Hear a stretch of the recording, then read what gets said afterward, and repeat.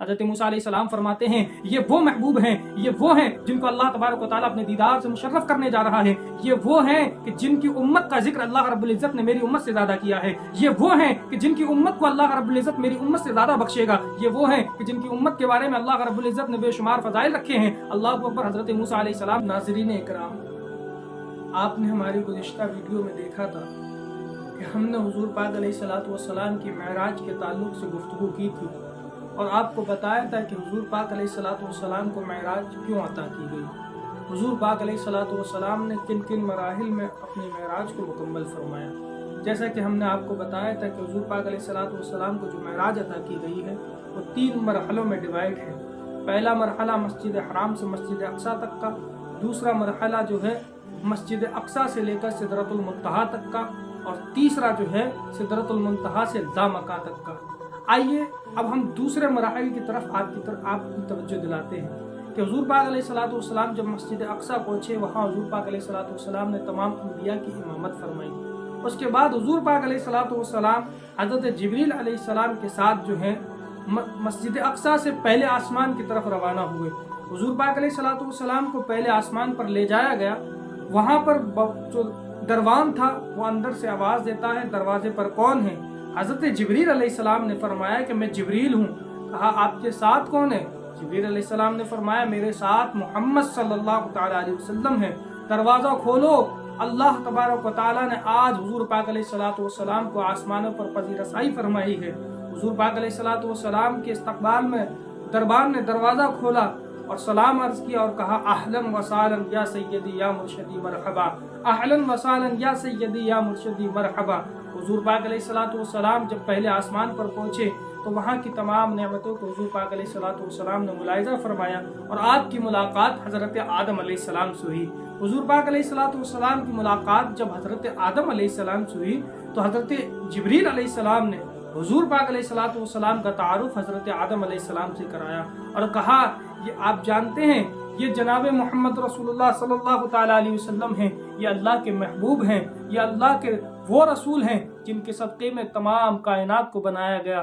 حضرت آدم علیہ السلام سے حضور پاک علیہ السلام کا تعارف حضرت جبریل علیہ السلام نے کرایا، اور جب جبریل علیہ السلام سے حضور پاک علیہ السلام کا تعارف ہوا تو حضور پاک علیہ السلام نے اپنے بابا ابو البشر حضرت آدم علیہ السلام کو دادا جان کہہ کر کے سلام کیا۔ حضرت آدم علیہ السلام نے حضور پاک علیہ السلام کے سلام کا جواب دیا اور حضور پاک علیہ السلام کو بے شمار دعائیں دی۔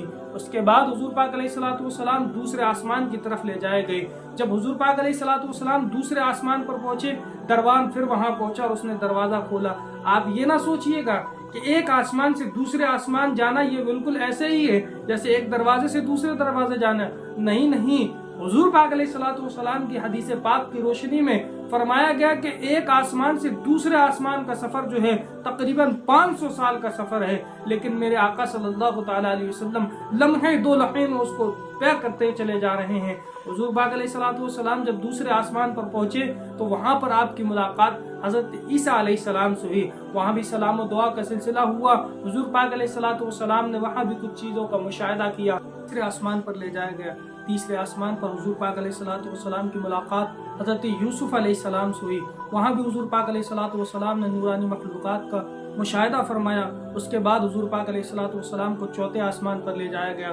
چوتھے آسمان پر حضور پاک علیہ السلام کی ملاقات حضرت ہارون علیہ السلام سے ہوئی، سلام و دعا کا معاملہ ہوا۔ چوتھے آسمان کی تمام مخلوقات کا حضور پاک علیہ السلام نے مشاہدہ فرمایا۔ اس کے بعد 5ویں آسمان کی طرف حضور پاک علیہ السلام کو لے جایا گیا۔ 5ویں آسمان پر میرے آقا صلی اللہ تعالی علیہ وسلم کی ملاقات دنیا کے سب سے پہلے سائنٹسٹ، سب سے بڑے سائنسداں جن کو حضرت ادریس علیہ السلام کہا جاتا ہے، حضرت ادریس علیہ السلام سے حضور پاک علیہ السلام کی ملاقات ہوئی۔ حضور پاک علیہ السلام نے حضرت ادریس علیہ السلام سے سلام و دعا ہوئی، اس کے بعد تمام باتیں ہوئی۔ اس کے بعد حضور پاک علیہ السلام کو چھٹے آسمان کی طرف لے جایا گیا۔ چھٹے آسمان پر میرے آقا صلی اللہ تعالی علیہ وسلم کی ملاقات اللہ کے ذلیل القدر پیغمبر जिनको दुनिया हज़रत मूसा अलैहिस्सलाम के नाम से जानती है। हज़रत मूसा अलैहिस्सलाम से मुलाकात हुई, मेरे आका अलैहिस्सलाम ने हज़रत मूसा अलैहिस्सलाम से सलाम किया। हज़रत मूसा अलैहिस्सलाम ने सलाम का जवाब दिया। मूसा अलैहिस्सलाम की आंखों से ज़ारो क़तार आंसू निकलने लगे। मूसा अलैहिस्सलाम जो है हुज़ूर पाक अलैहिस्सलाम को देख करके रोने लगे। फरमाया गया, मूसा क्यों रो रहे हो? फरमाया, ये हबीब खुदा सल्लल्लाहु ताला अलैहि वसल्लम है। मेरे आका सल्लल्लाहु ताला अलैहि वसल्लम के मकाम व मर्तबे से हज़रत मूसा अलैहिस्सलाम पहले से ही जानते थे हुज़ूर पाक अलैहिस्सलाम का मकाम व मर्तबा क्या है। हज़रत मूसा अलैहिस्सलाम फरमाते हैं, ये वो महबूब हैं, ये वो हैं जिनको अल्लाह तबारक व तआला अपने दीदार से मुशर्रफ करने जा रहा है। ये वो हैं कि जिनकी उम्मत का जिक्र अल्लाह रब्बुल इज़्ज़त ने मेरी उम्मत से ज़्यादा किया है। ये वो हैं कि जिनकी उम्मत को अल्लाह रब्बुल इज़्ज़त मेरी उम्मत से ज़्यादा बख्शेगा। ये वो हैं कि जिनकी उम्मत के बारे में अल्लाह रब्बुल इज़्ज़त ने बेशुमार फज़ाइल रखे हैं। पर अल्लाह मूसा अलैहिस्सलाम जो है ये बातें करते जा रहे हैं और आंखों से अश्क जारी हो गए हैं। हज़रत मूसा अलैहिस्सलाम से हुज़ूर पाक अलैहिस्सलाम के चंद बातचीत हुई। उसके बाद हुज़ूर पाक अलैहिस्सलाम जो है 7वें आसमान पर गए। 7वें आसमान पर हुज़ूर पाक अलैहिस्सलाम की मुलाकात अबुल अंबिया हज़रत इब्राहीम अलैहिस्सलाम से हुई। मेरे आका अलैहिस्सलाम ने हज़रत इब्राहीम अलैहिस्सलाम को सलाम किया। हज़रत इब्राहीम अलैहिस्सलाम ने जवाब दिया। उसके बाद तमाम मामलात हुए। फिर हुज़ूर पाक अलैहिस्सलाम उस मंजिल पर ले जाए गए जिसको सिदरतुल मुंतहा कहा जाता है। सिदरतुल मुंतहा ये एक बेरी का दरख्त है, एक ऐसा पेड़ है जिसको हम जो है अपने तसव्वुरात में भी नहीं ला सकते, हम सोच भी नहीं सकते कि ये कितना बड़ा दरख्त है। फरमाया गया कि सिदरतुल मुंतहा के पेड़ का सिर्फ एक पत्ता जो है सारी दुनिया पर भारी पड़ जाएगा, यानी सारी दुनिया से बड़ा उसका सिर्फ एक पत्ता है।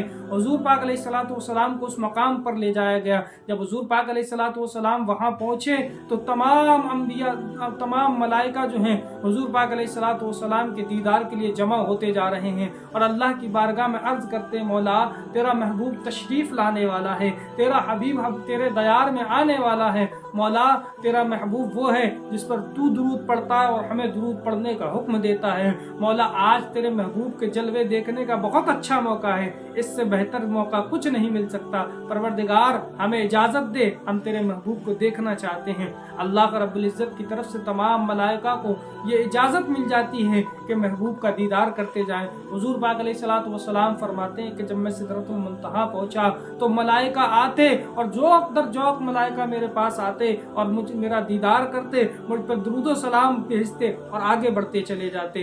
फिर उसके बाद हुज़ूर पाक अलैहिस्सलाम आगे चलने लगते हैं। सिदरा जो है एक आखिरी हुदूद है जिस पर जिब्रील अमी भी आकर के रुक जाते हैं। मेरे आका जब आगे चलते जिब्रील अलैहिस्सलाम से कहते, जिब्रील चलो।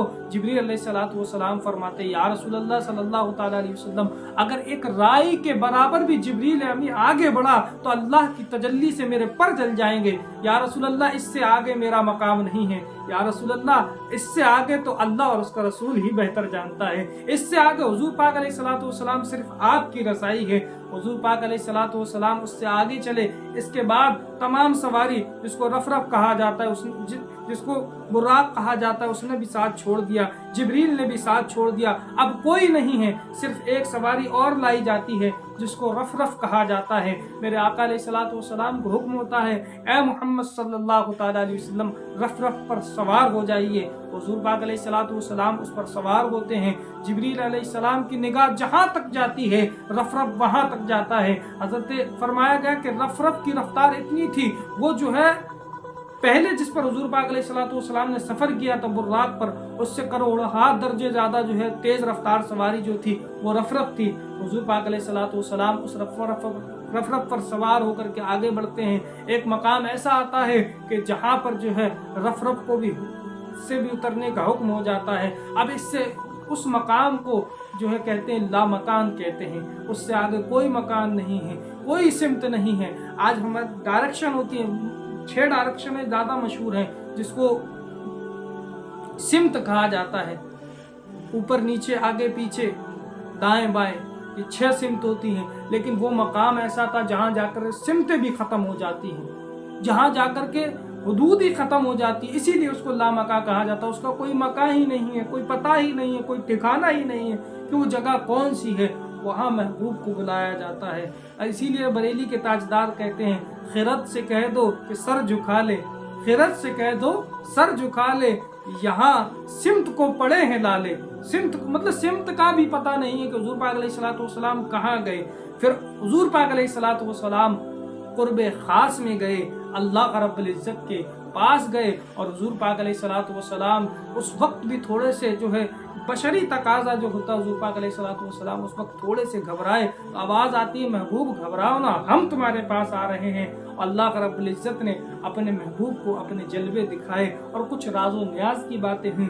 उसी असना में अल्लाह रब्बुल इज्जत ने महबूब को एक तोहफा दिया जिसको मेराजुल मोमिनीन कहा जाता है। हुजूर अलैहिस्सलाम की मेराज पर अल्लाह ने हुजूर पाक अलैहिस्सलाम की उम्मत को भी एक तोहफा दिया जिसको नमाज कहा जाता है। 50 वक्त की नमाज हुजूर पाक अलैहिस्सलाम को उम्मत के लिए तोहफा दिया गया। उसके बाद हुजूर पाक अलैहिस्सलाम ने अल्लाह रब्बुल इज्जत के कुर्ब खास में जो भी बातें की उसको हुजूर पाक अलैहिस्सलाम ने जो बयान किया वो हमें पता है। बाकी राज़ो न्याज की जो बातें हैं वो अल्लाह जाने और उसका रसूल जाने। हुजूर पाक अलैहिस्सलाम का ये सफ़र कितना लंबा था इसके बारे में कोई नहीं बता सकता कि ये सफ़र कितना बड़ा था, कहाँ तक था, कब तक हुआ, कब तक चला, कब तक खत्म हुआ, इसके बारे में कुछ नहीं बताया जा सकता, क्योंकि इसी का नाम मेराज है। इसी को मेराजुन नबी सल्लल्लाहु तआला अलैहि वसल्लम कहते हैं। अल्लाह रब्बुल इज्जत हुजूर की मेराज के सदक़े में हम सब की मग़फ़िरत फरमाए और अल्लाह रब्बुल इज्जत हम सब को हुजूर पाक अलैहिस्सलाम की उम्मत में पैदा होने पर अल्लाह तबारक व तआला खूब शुक्र करने की तौफ़ीक़ अता फरमाए। अस्सलामु अलैकुम व रहमतुल्लाह।